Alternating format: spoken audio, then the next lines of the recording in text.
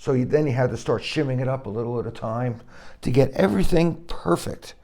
And then you bolt it in so that it doesn't move. So that's really what we did. And then that and the dampers, install an EQ, put it back in the box, send it on its way.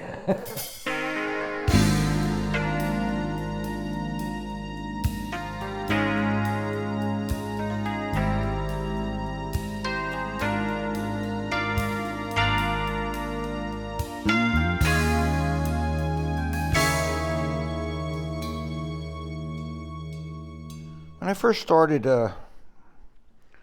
doing all of these modifications and really becoming of the mind to build a company out of it, my dear friend Andres Gomez, he was a consultant for different CEOs of different companies, big companies. So he was a consultant that did that kind of work. And he says, well, what do you want to do? I says, well, I think we ought to show this to the Fender Rhodes company. He goes, well, how would you go about doing that? And I says, well, there's this thing called a NAMM show. And it's happening in about a month in LA at Disney. And those were the days. All the mirrors off the wall. I won't get into that.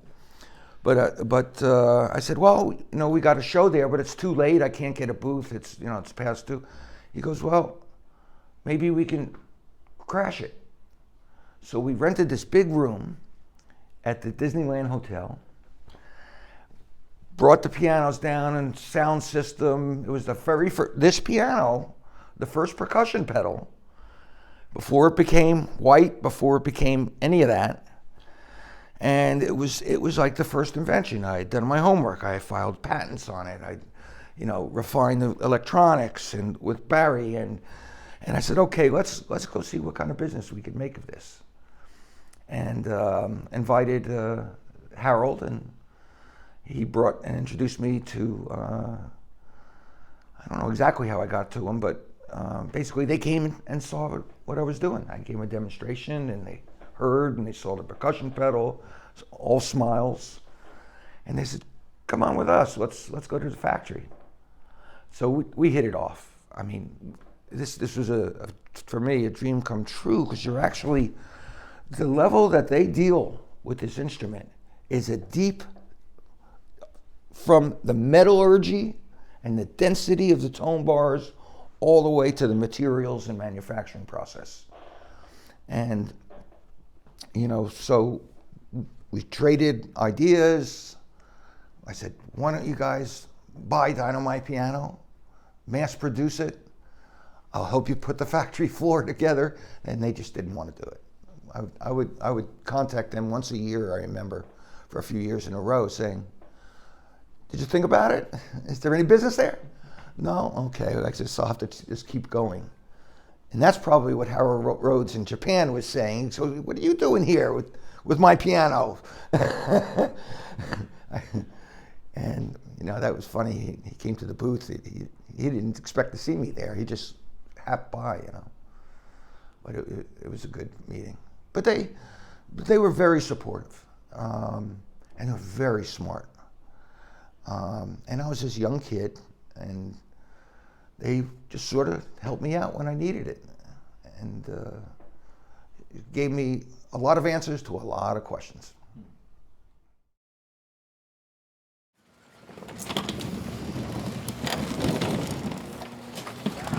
Oh, look at that. Oh, yes. The foam is disintegrating. And with my very dear friend Andres, we purchased a house up in Potrero Hill, and I still had my shop here, and I opened up another shop in my home, in a big home I rented in Burbank, which was a really great place to be, because I was in the hub of the recording industry there. So it really branched out from there, and at the same time, I was successfully setting up dealers like Guitar Center. And then Guitar Center started selling them. And then they got on the horn to all their other guitar centers in Chicago and around the country. And then they started purchasing multiple Rhodes pianos from the factory and have them drop shipped to my shop in San Francisco. They'd be stacked to the ceiling, tall ceilings, by the way. And they come in by the truckload. And we would systematically pull them out, modify them, tweak them, cherry them, put them back in the box and send them on their way to their music store destination. And that was really the start of everything. That and the artist programs. There were so many artists recording with dynos, and people would just say, what the heck is that? You know, my Rhodes doesn't sound like that. And they'd look at the back of the album jacket and they go, oh, it's a Dyno My Piano. What is Dyno My Piano? And the word just, it was really word of mouth and word of recording. Oh, sorry, there we go.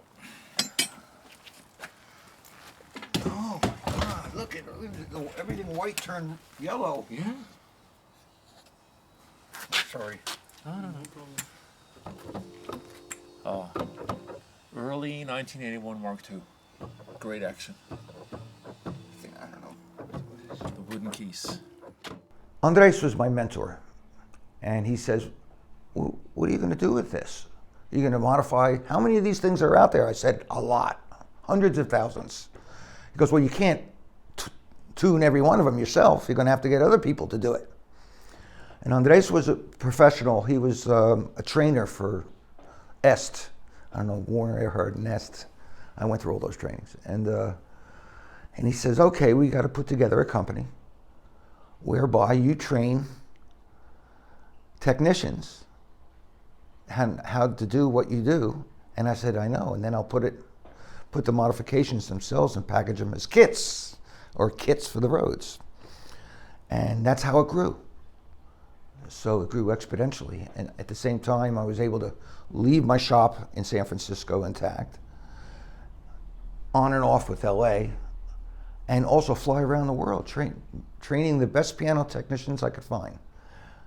It was also a very expensive training, because what it did is enable you to, in effect, have a franchise that we would basically sell you and license you the Dyno My Piano name and the EQ and the Troy chorus, and also collaborate with us to make you the best piano modifier and technician that you could possibly be.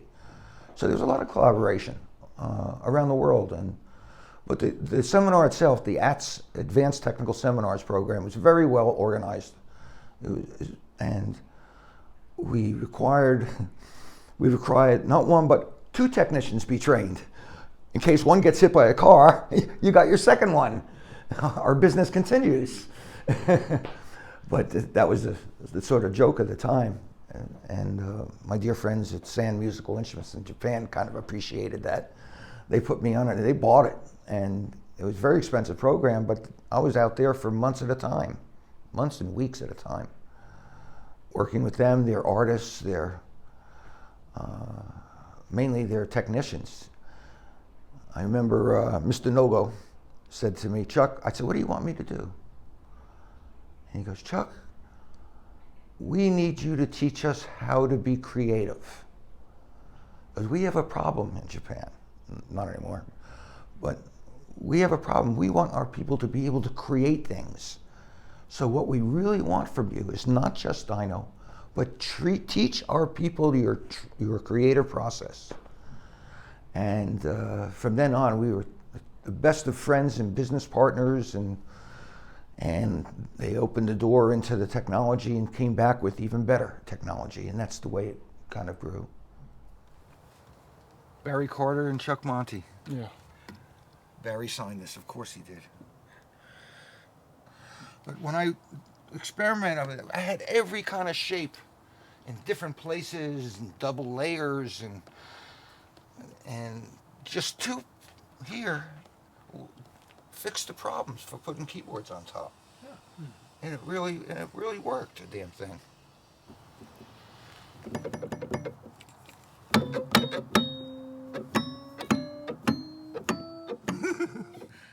The mechanical approach was really by ear. But there are certain attributes and relationships that had to be tuned in mechanically geometrically, all stemming from the tone bars, the pressure on them, getting every damper to come down exactly at the same time, which is why the action feels the way it does. Dampers are responsible for that on a Rhodes. But also, for example, one thing that was really different was the striking line.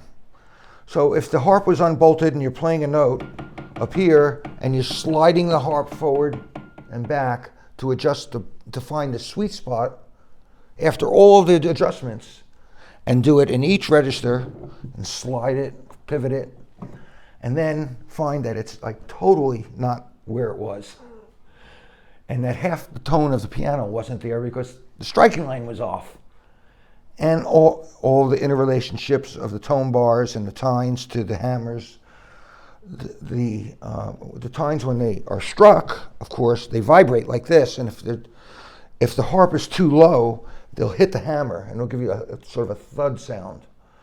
So then you had to start shimming it up a little at a time to get everything perfect. And then you bolt it in so that it doesn't move. So that's really what we did. And then that and the dampers, install an EQ, put it back in the box, send it on its way. But for none of the dampers were working in unison. They would all be all over the place, and they just were out of the box. It was not a good experience. And the music stores knew it. Look at this. You have a plate with rubber underneath, so the dampers doesn't make any sound when they... I totally forgot about that. Because that's not on mine. There's no... So look, I went all out on shielding because I wanted to see what the difference was. yeah. And I don't remember what the difference was, but I think it was quieter. On one of my many meetings back then, we would talk about, hey, why don't you guys get your guys better trained, because that was really at the heart of what Dyno did. And they just shook their heads. We really can't do that. It takes too much time. We have to just basically assemble them. It works, put it in a box, ship it. And their focus was always on the actual mechanics of it, and it was rightly so. Horst Absman, who we were talking about earlier, but Horst and Harold, they were the dream team. And between the two of them, they literally, their playground was literally in the manufacturing of the product, not modifying it. My life was modifying what existed, which is a hard business to be in, because you're dependent on the company that makes the product. So that's why I would always be going to CBS every year saying, look who's playing, look at this album, look at what's going on out there. Don't you guys want to get a business deal together? And they just never did. But they really loved what we were doing. And they were very supportive and collaborative, answered a lot of questions, on all of the different tapers of the tines that they had out there. I go, why is this taper different? Why is that taper different? And he says, well, it's because of different manufacturers. And then there was at one point, Torrington Steel, they're screwed up on their manufacturing process, and the quality was like gone. From the tines themselves, they found another company that made a real sharp taper instead of it being a gradual taper to a smaller gauge. And that was inconsistent. You couldn't. Like the striking line would be here for one note, and the note next to it, you'd have to slide the harp forward. And you go, why is that? Why am I having trouble tuning this? And then we would just rip all the tines out and make sure they all had the same taper, at the very least. But there was quite a few different tines out there. I know of 2 or 3, not including the real old ones, just from 80 on. I remember, talking to those guys, and I was amazed at their ability to change things that I couldn't change. Like we were talking about the metallurgy of the tone bars and how many winds on each pickup, and why some pickups have a 1-inch magnet versus a 3/4 or 1/2-inch magnet, and the tips are different shapes, and I go, what is all of this? And these guys were able to give me the answers I wanted, so that I knew what I could at least do. And one of the things we did, if we got a used piano in and it had tines with different tapers, we'd rip them out and make sure they're all the same. Same thing with the pickups. But there was a certain pickup made somewhere, 6970, we were talking about it, that was just magic. That's what this has. And those we were buying up used pianos. I mean, these were basically garage pianos. They were junk. I would buy them for a couple $100 just for the parts. And the parts were great. The parts were collector's level. So we would piece everything together that way.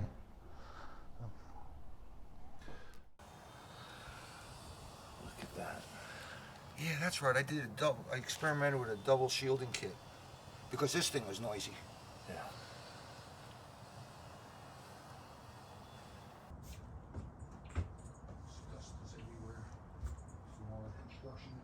So light. I mean, these little nuts just screw me in. This was the first one too. Yeah. Buzz Watson.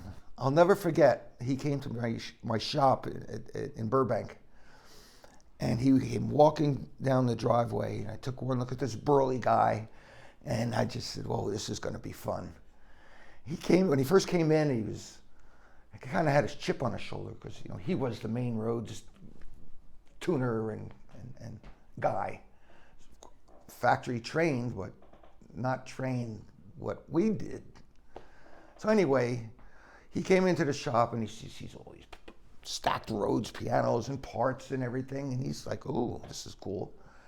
And we started talking about what we were talking about, damper adjustments, and how do you get all the dampers to come down at the same time with the sustain pedal and at the right distance.